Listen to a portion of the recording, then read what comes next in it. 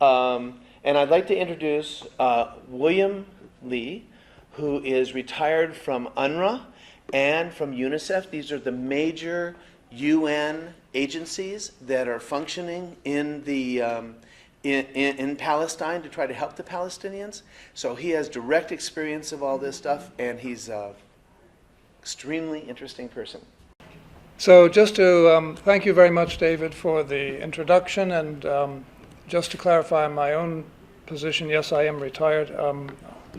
I was with UNRWA, which is the UN agency that looks after Palestinian refugees, for 22 years, much of it spent in Palestine or in the occupied territories, including during the first Intifada. And most recently, I've been working as a consultant with UNICEF, doing projects in various countries, including two big missions recently in the Palestinian territory in 2009, just after Cast Lead, and in 2012-13, just after the 2012 invasion of Gaza. So those are my, such as they are, my credentials. I'd like to look at this subject which David introduced, both in terms of what may be more familiar to us, which is the occupation by Israel of the West Bank and Gaza since 1967, but also in the broader context of the conquest and occupation of Palestine as a whole, starting in 1948 with the Nakba. And going to the topic of the workshop, my thoughts about pollution as such, the topic is pollution, a Zionist weapon of war and apartheid. For pollution, I'm looking at basically general environmental degradation. And there are 6 aspects of this that I have identified, and I would like to talk about. One is reclaiming the land to transform it to serve the Zionist project, which David alluded to and discussed a bit. 2 is depletion or diversion of existing natural resources. Examples being, I'll offer 3 examples of that. 3rd is the destruction of the environment as a weapon of occupation, which David alluded to and also discussed. Basically the confiscation of land for the construction of settlements, and then the destruction of Palestinian resources, olive groves, orchards, so forth. 4th is the destruction and despoilment, if that's a word, of the natural Palestinian landscape, something that I've observed since I first visited Palestine in 1976, which is, David mentioned the flooding of agricultural land, the leveling of hilltops for the construction of settlements, construction of roads, quarrying, etc. 5th is the confiscation of Palestinian land for the construction of the separation barrier, or the apartheid wall. Separation barrier is the UN usage for this thing, and apartheid wall, I think, is more coming into more popular usage. And last but not least is the case of East Jerusalem, which, not to put too fine a point on it, is an environmental disaster. Okay, now reclaiming the land. What happened was that over the past 6 decades, Israel, as a colonial settler state that often takes great pains to emphasize their attachment to the land, they've even taken even greater steps to destroy the land that they claim to value so much. And here I'm going to quote an Israeli scholar, Meron Ben-Venisti, who's a historian and who was also the deputy mayor of Jerusalem.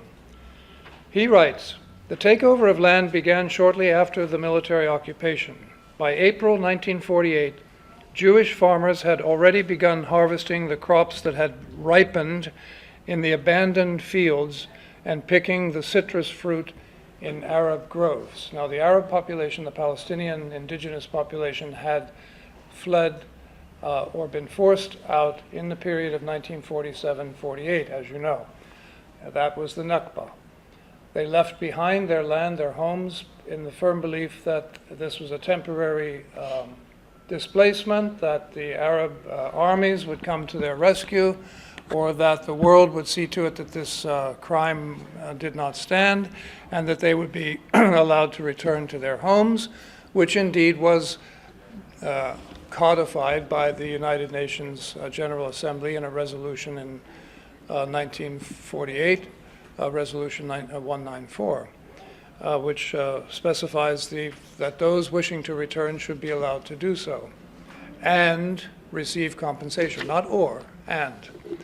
Okay, so already by April 48, the Jewish settlers are working on the abandoned Palestinian land. So much Palestinian farmland was seized by Israel through extra-legal means and retroactive absentee laws that by mid-1949, 2/3 of all land sown with grain in Israel was abandoned Arab land. So imagine 2/3 of the cultivable land in the country as a whole was occupied, confiscated Arab Palestinian land. The destruction of, and we're leaving aside here the human dimension of this, which is well known to all of us, but to keep within the topic, let's realize that the destruction of hundreds of thousands of dunams of fruit-bearing trees, this doesn't exactly fit into the popular concept of the people who made the desert bloom. The contention that the green Arab landscape, this is Benveniste, by the way, the contention that the green Arab landscape had been destroyed because of the necessity of adapting crops to the agricultural practices of the Jews only underscores the conclusion that it was not the war that had caused this devastation, but the disappearance of the human community that had shaped the landscape over many millennia. So in other words, it was not so much the confiscation of the land, but the disappearance of the people who had developed, cultivated, nurtured, lived on this land for centuries. That was the thing that became most difficult to adapt to. Soon after the Nakba, Palestine's famed citrus groves suffered blatant neglect. This is again Benveniste. They were not irrigated after the departure of their owners. Water pumps and pipelines were dismantled and stolen. Nobody was interested in taking care of them. The Jewish citrus growers were barely capable of caring for their own groves once the cheap Arab labor on which they depended had left.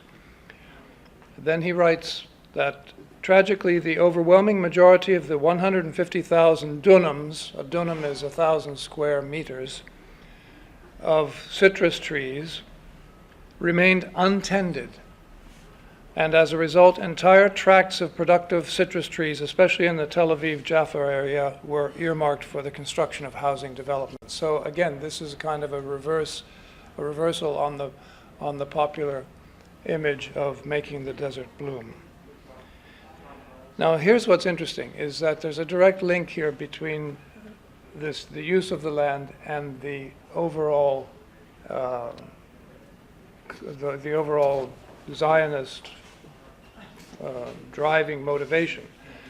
Benveniste writes, "The deliberate destruction of fertile land and bountiful groves and orchards was also integral to the Zionist enterprise, which relied on denying Palestinians the right to return to their own land. The stronger the international pressure for the return of refugees, the greater the efforts to destroy the agricultural infrastructure that might have made possible the absorption of the returning refugees." So they set it up from the start that if the refugees had returned, they would not have had anything to return to. And some of you probably know, you've probably traveled around Palestine and seen abandoned villages that are still there, but the land was quickly turned into other uses, even other crops and other kinds of, for example, pine forests You may have seen pine forests as you travel around in what is now Israel. They didn't have pine forests before. Lebanon has pine forests, but not in Palestine. So Max Blumenthal has written that the pine trees themselves are instruments of concealment strategically planted by the Jewish National Fund on the sites of the hundreds of Palestinian villages the Zionist militias evacuated and destroyed in 1948. The practice that David Ben-Gurion and other prominent Zionists referred to as redeeming the land was in fact the ultimate form of greenwashing. And I think this might be something we're going to hear about later. So that's sort of the starting point about reclaiming or redeeming the land. Now, the depletion and diversion of existing natural resources. I'm going to give you 3 examples very briefly. One is Lake Hula. You're saying Lake Hula? I never heard of Lake Hula. That's because it doesn't exist. But it did exist.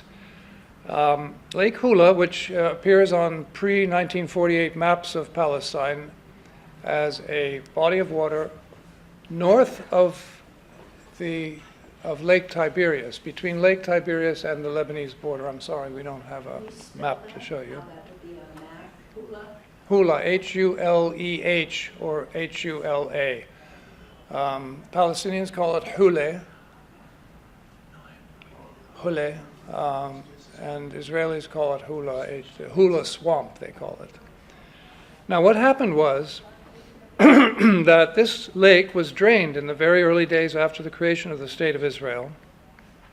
And I would refer you to a very interesting article in the Jerusalem Quarterly, 2008, by Glenna Anton.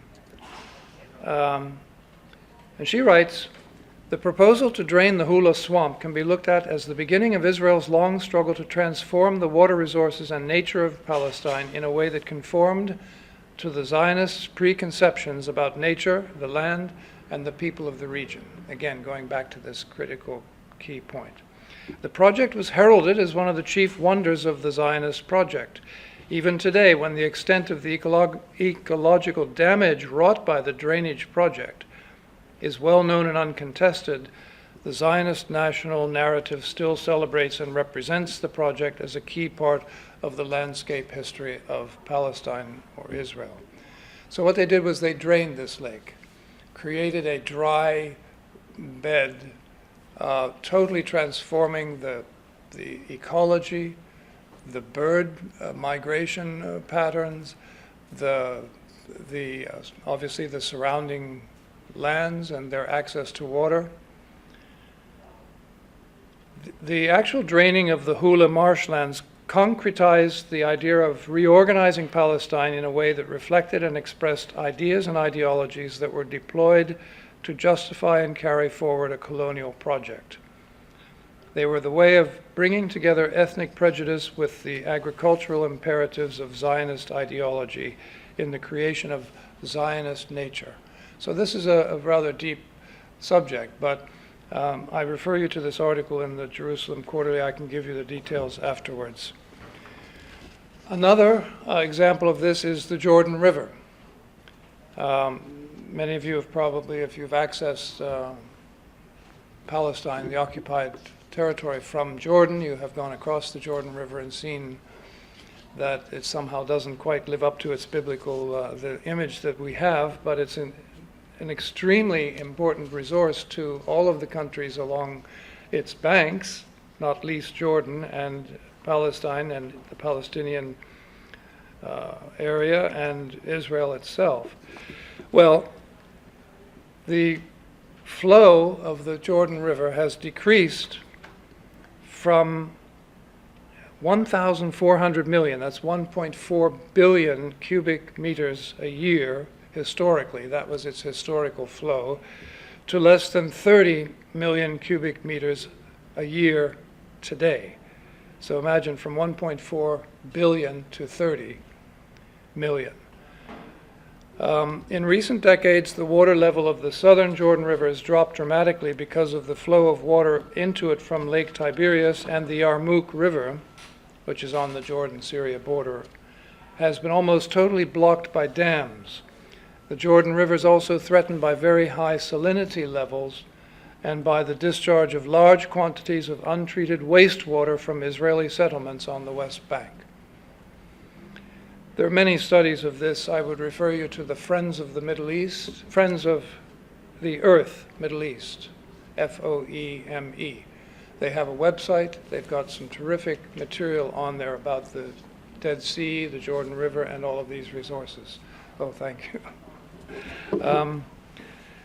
Now, as you know, the Jordan River flows into the Dead Sea. The Dead Sea itself needs an infusion of 160 billion gallons of water annually to maintain its current size. It gets barely 10% of that.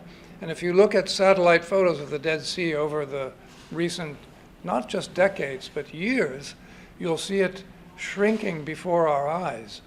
So that there's a peninsula that sticks out into the middle of the Dead Sea called the Lisan Peninsula because it's shaped like a tongue. Lisan means tongue, Lashon in Hebrew, Lisan in Arabic. It used to divide the Dead Sea into two. Now the southern part is just there's no water there at all. It's been completely depleted by over-extraction of phosphates, potash from the Dead Sea. Until the 1950s, the flow of fresh water equaled the rate of evaporation, and the Dead Sea water level held steady. But then in the 1960s, Israel built an enormous pumping station on the banks of Tiberias, Lake Tiberias, diverting water from the upper Jordan into a pipeline system that supplies water throughout the country, the famous pipeline that provides water to virtually all of Israel comes from Tiberias, and it's piped down through the whole country. To make matters worse, in the 1970s, Jordan and Syria began diverting water from the Yarmouk River, which flows into the Dead Sea. So basically, the Dead Sea is dying and disappearing before our eyes, a very important resource for all of the peoples who live around it. The third topic is the destruction of the environment as a weapon of the occupation. This gets closer to the topic of our workshop. By this, we're talking mainly about the wholesale confiscation of land belonging to the indigenous inhabitants, the Palestinians, for the construction of Jewish-only settlements. I don't think I need to get too much into the settlements. Probably most of you follow this. At the moment, I believe there are about 163 settlements and 99 outposts, some of which are illegal, in the West Bank, with a population of 350,000 settlers in the West Bank proper, and another 300,000 in East Jerusalem on occupied Palestinian land surrounding East Jerusalem. Aren't they all illegal?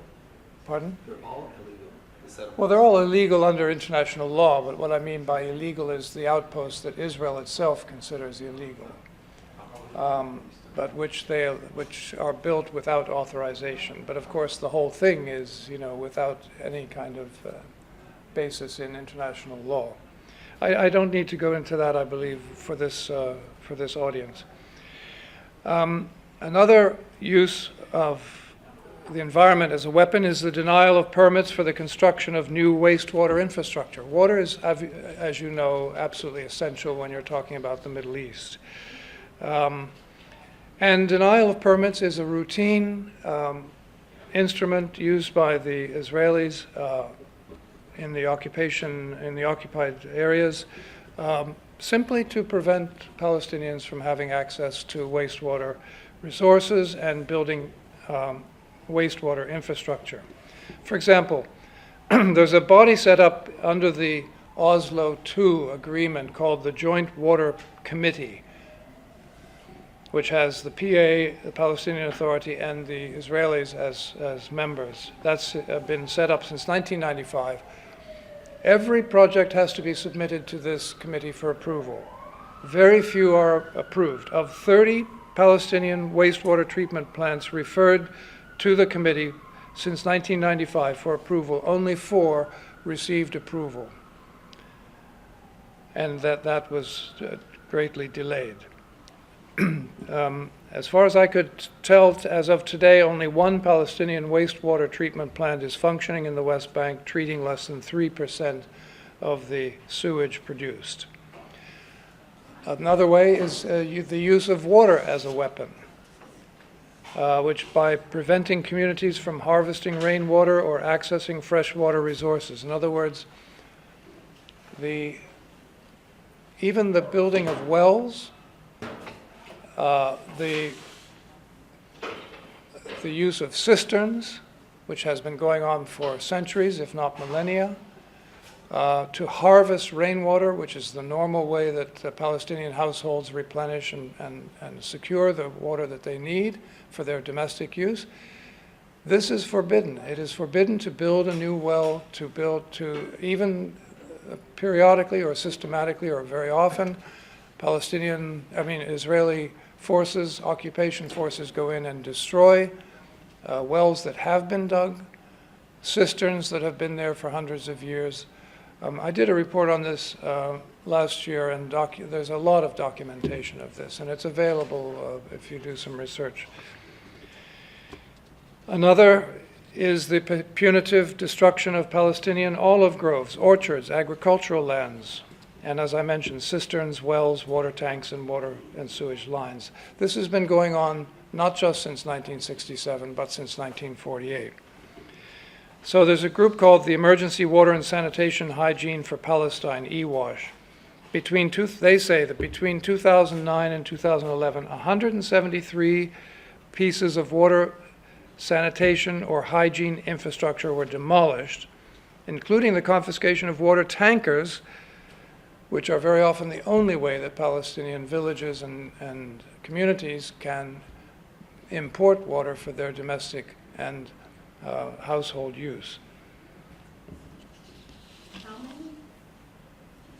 173. That would include wells, cisterns, pipelines, tank trucks, all of the sewer lines. And it's very well documented. And this all takes place mainly in what's called Area C of the West Bank, which is 62% of the West Bank territory, where all the settlements are.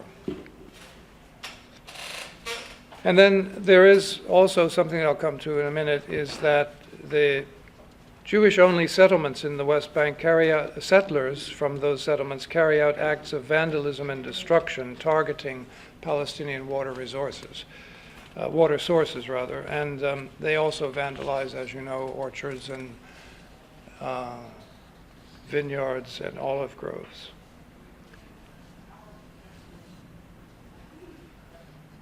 According to this EWASH group, the effects of destroying the water infrastructure are not limited to disease, the absence of basic life necessities, the loss of income or development opportunities.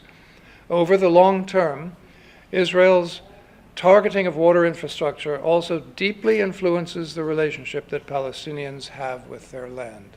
And this goes back to the whole notion of dividing a people from the land so that another people can establish a link with the land.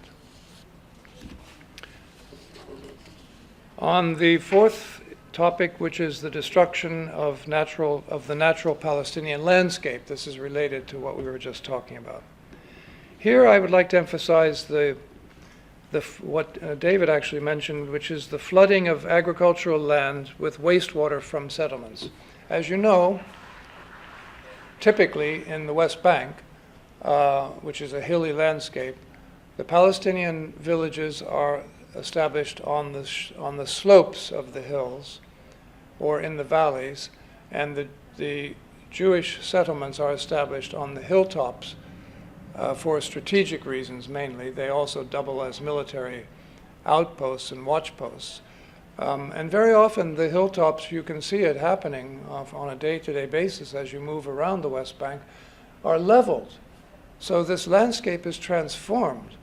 The natural landscape is transformed by the lopping off of the tops of these hills, sort of like strip mining in Pennsylvania where I grew up. And the establishment of community settlements on the hilltops. Now, the water and sewage, output from these settlements by gravity would flow downhill. And so what happens is, take the example, and it's a well-known example, of the Palestinian village of Batir, which is near Bethlehem. Batir is an ancient village. It goes back. It's called Beitar in the Bible. It goes back millennia.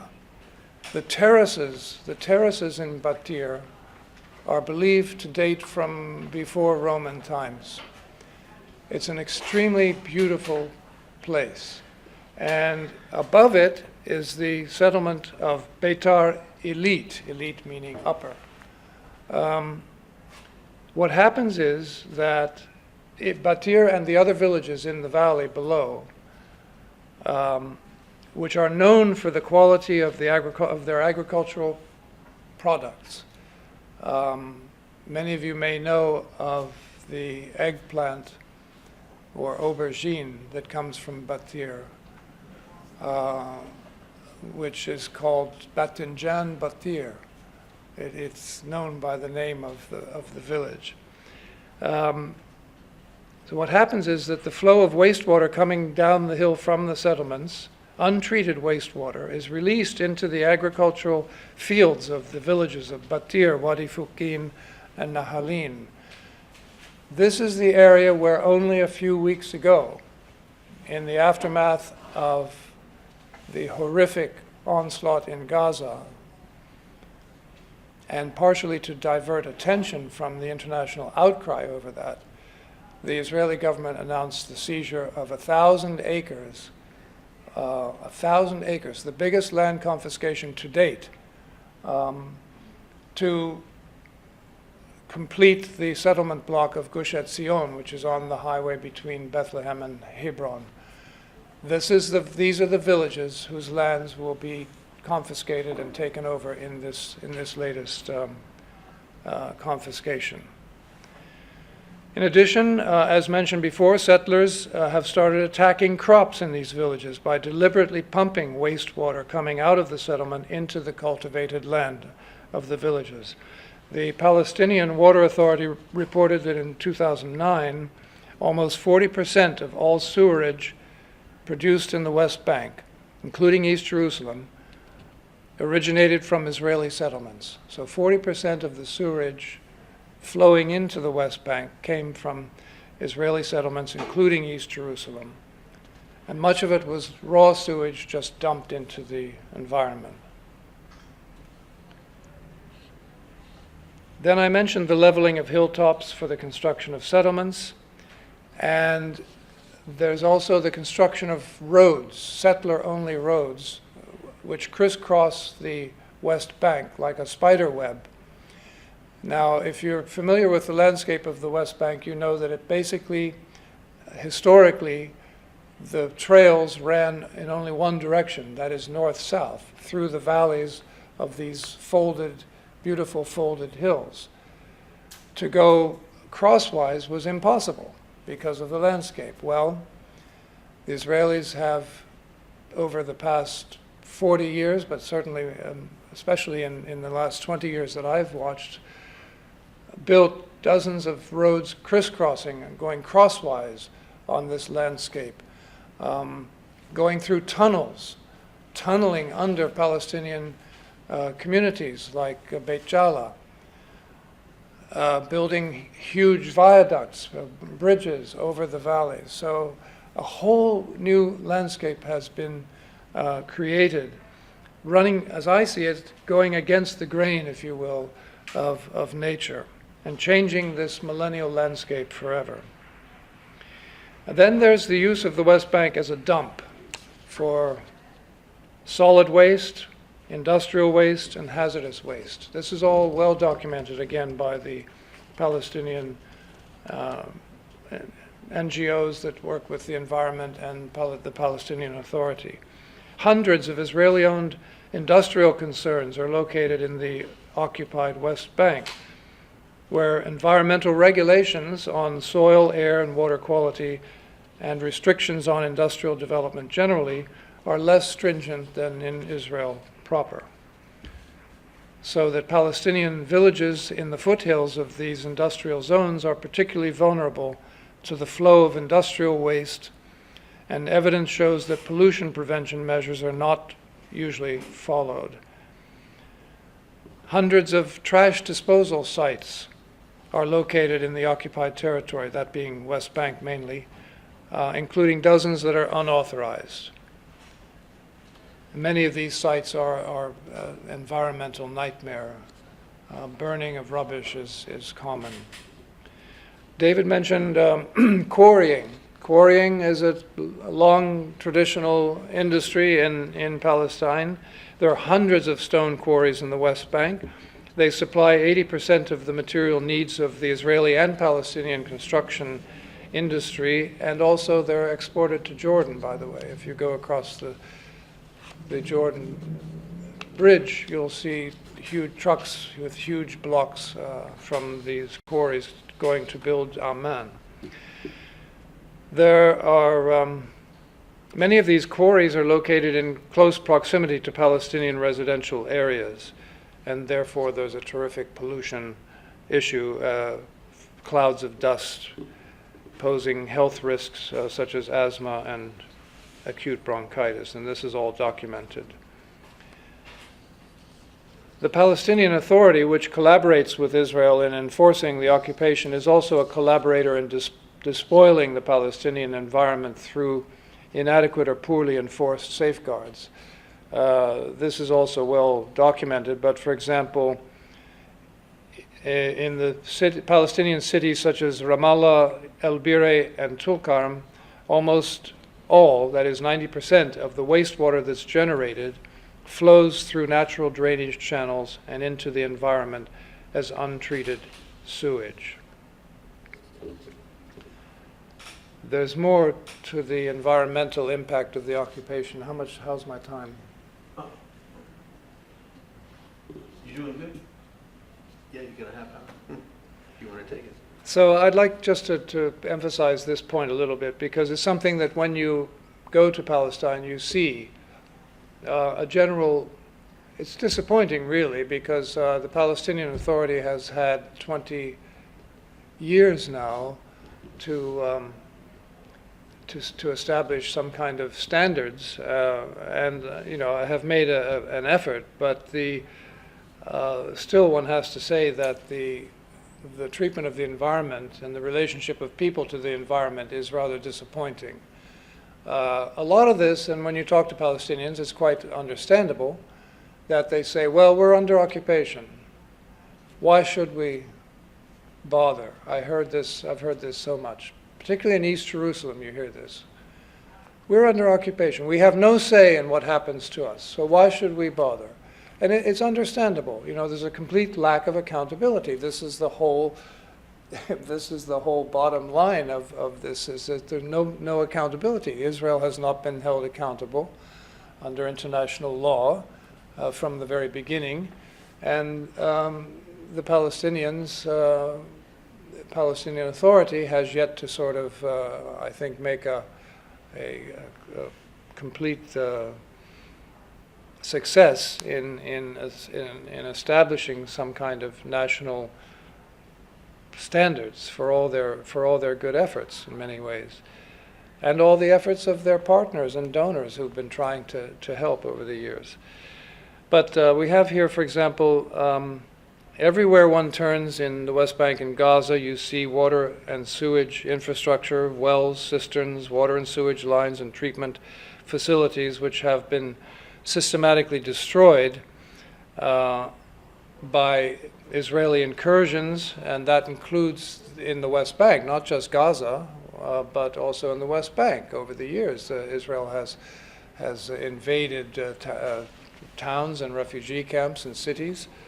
I saw in the news last evening that Israeli tanks have once again moved into Khan Yunis in southern Gaza. So on a daily basis, a couple of weeks ago, they moved into Ramallah itself and into the villages around Ramallah and refugee camps to arrest people, to demolish houses. So there's no real sort of limits on the destruction that has gone on. Gaza is a special case in every respect. Even before the last horrific aggression, Gaza's 3 existing wastewater treatment plants were heavily overloaded, with actual flow exceeding design levels. It was estimated that 80% of the water discharged by the existing facilities in Gaza was being fed untreated or only partially treated directly into the Mediterranean. At a rate of, get this, at a rate of 90,000 cubic meters, that's 90 million liters a day. So imagine 90 million liter bottles of sewage, raw sewage, being dumped into the Mediterranean just from Gaza alone every single day. This has caused enormous environmental problems and contributed to the dangerous deteriorations of the water table. Gaza's water supply, as you probably know, is heavily polluted. Only 90% of the water supply in Gaza in the days before it was destroyed was fit for human consumption. 90% of it was unfit for human consumption. And that was before the latest horrible onslaught, which basically destroyed a water treatment plant in the early days, and which obviously destroyed the water infrastructure. There are pipes of water that run. Actually, Gaza, households in Gaza in normal times are better served by water supplies, direct water, piped-in water, than the West Bank. But now that's all been destroyed. So in the aftermath of the latest destruction, the impact of the occupation continues to be seen in Gaza through the effect of restrictions on the import of materials, slowing down construction, maintenance, and expansion and repair of the infrastructure needed. So this is an ongoing story. A fifth point is the confiscation of Palestinian land for construction of the separation barrier. I think we're all pretty much familiar with the barrier. It runs for hundreds of miles along the still unrecognized border, supposedly, between the West Bank and Israel, although that border is undefined, and the wall runs for many, many hundreds of kilometers inside West Bank territory and looping around the Israeli settlement blocks. It's a wall, it's a fence, it's a trench, it's a barbed wire, it's high concrete walls with watchtowers. You've seen it, you've probably seen it in person. This has severed the connection between Palestinian communities and their ancestral and agricultural and grazing land. This is the main effect of the wall on Palestinians. The communities are inside the wall and their land is outside the wall. The water supply of many communities was affected by the construction of the wall.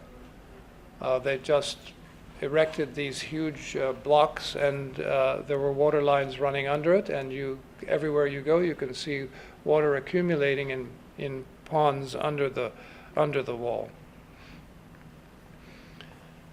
According to the Palestinian Authority's Environmental Quality Authority, 58 water sources were isolated by the barrier. More than 30 water wells, 22% of the total Palestinian abstraction from groundwater, were confiscated during the construction of the barrier. That's only in the Qalqilia governorate alone. So you can imagine the disruption that the barrier has caused on the water supply. The barrier also impedes the natural drainage of stormwater, thus damaging Palestinian water resources and the environment of Palestinian communities. This is something you see in the West Bank, where wastewater, again, on the other side of the wall, flows under the wall through these natural kind of trenches down the hill into Palestinian villages. Finally, I'd like to just highlight briefly the case of East Jerusalem, occupied East Jerusalem. where Palestinian neighborhoods face increasing neglect with respect to public services, including sewerage and solid waste disposal.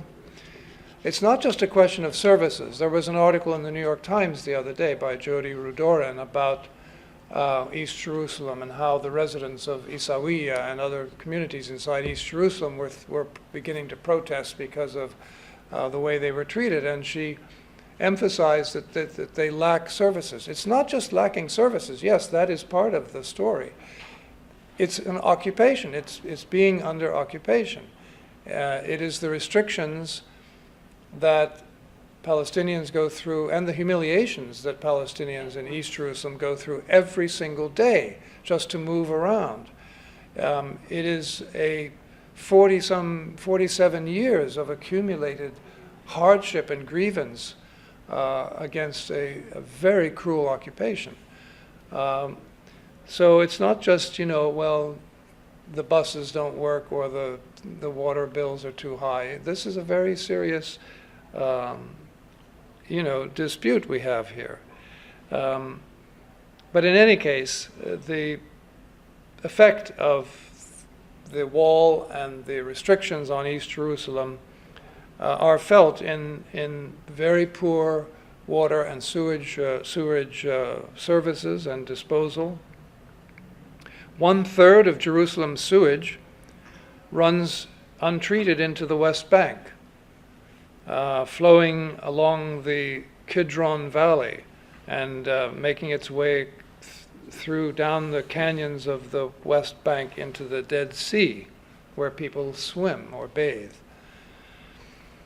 The Association for Civil Rights in Israel says the following: the sewage and drainage infrastructure in East Jerusalem has been neglected for many years, with a shortage of some 50 kilometers of sewage pipes.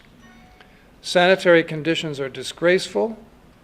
Garbage is piling up on the streets. The scarce trash containers are broken, overflowing, and leaking. What you see all over East Jerusalem are these enormous dumpsters, which when they get full, they burn them in the dumpster, and it burns, and then you have a big mess, and this black stuff flows out into the streets. Additionally, access to water has become increasingly threatened in East Jerusalem, if not cut off entirely.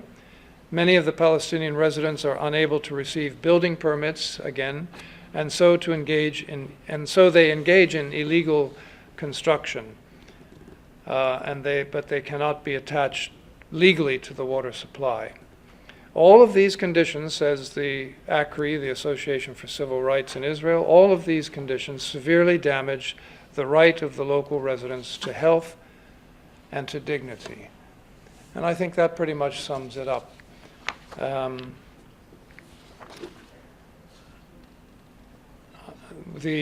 Just going back to what the Palestinian Authority has done, they did pass a law called the Law Concerning the Environment in 2000, which defines a regulatory framework for sustainable resource management with the aim of protecting against environmental pollution, protecting public health and social welfare, institutionalizing environmental protection in economic and social plans, conserving areas of biodiversity in Palestine, and promoting public awareness on environmental issues. But the lack of sovereignty over natural resources, insufficient supporting legislation, limited resources, and the inadequate equipment and personnel are seen as obstacles to the implementation of the law concerning the environment.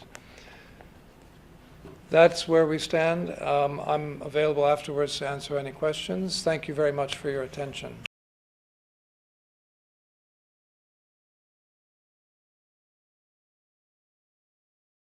The UN and many countries still recognize that Gaza is occupied.